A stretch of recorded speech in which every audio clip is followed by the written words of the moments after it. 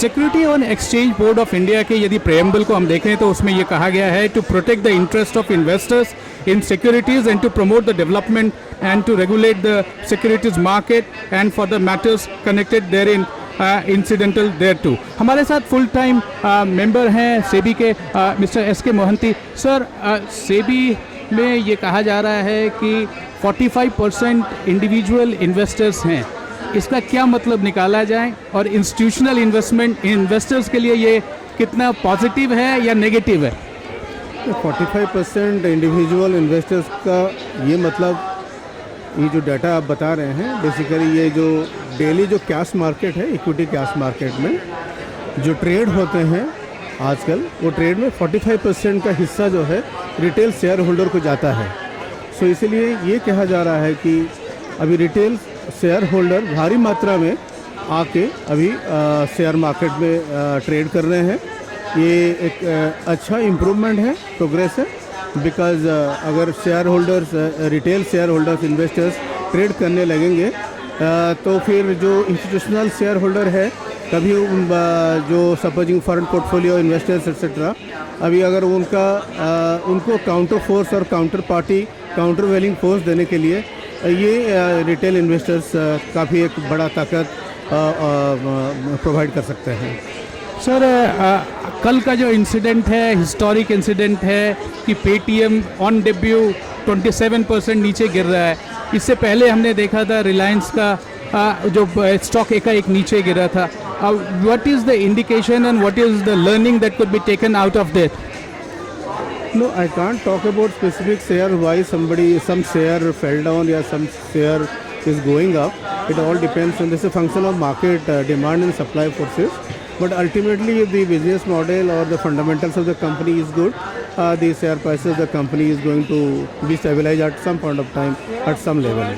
Is there a scope of relook when the company comes to for the IPO? Is there any way that we can find out, do the back check that can be a little bit of help to the confidence of the investors in it? Do you think is that a possibility in SEBI?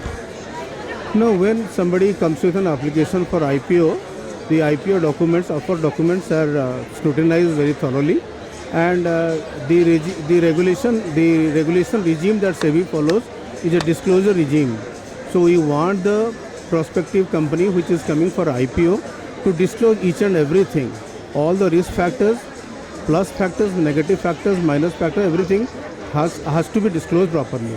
So once the company discloses everything in the offer document, it is for the investor to take it forward whether to make informed decision to invest or not.